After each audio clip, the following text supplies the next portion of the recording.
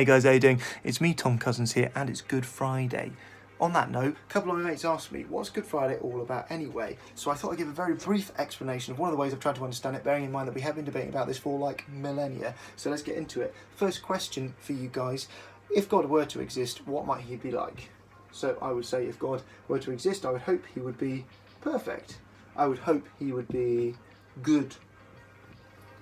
And, of course, I would hope he'd be loving. Now, if you were to then create something for you to love, what would it be like? You could create a robot, press a button and it just says I love you. But of course, after a while, you would realise that the robot doesn't actually love you, it's just saying it does. Actually, I think a fundamental part of being able to love something is to be able to choose to love it. So, being humans, God gave us the ability to choose, or choice. Now, what do we do with that ability to choose? Well, we can choose to do good things, and we do a lot of good things, but we also do some bad things. So we do some good, but we also do some bad stuff. Now, you can see the problem here.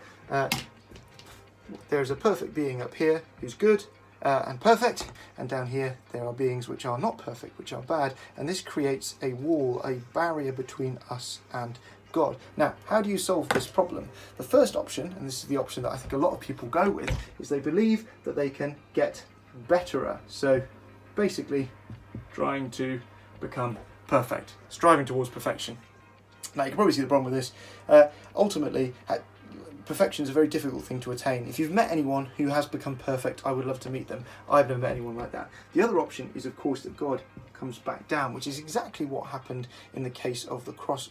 God, in his perfection, came down to be with us, to experience our life, to live our lives, and then to die the perfect death. Live the perfect life, die the perfect death, so that we do not have to make this journey up to God, which is impossible anyway. It's effectively free gift of God, an act of love. And what that did is let me get my rubber, it rubbed out this barrier. And this is, I think, a fundamental part of Good Friday. In Matthew 27, when Jesus dies, the curtain splits apart. And this curtain back then was to separate the masses from the presence of God, because God was perfect and we were imperfect. We had to be separated by this giant curtain. And when Jesus dies, this curtain is ripped because God has made a way for us to be in relationship with him. Happy Good Friday, guys.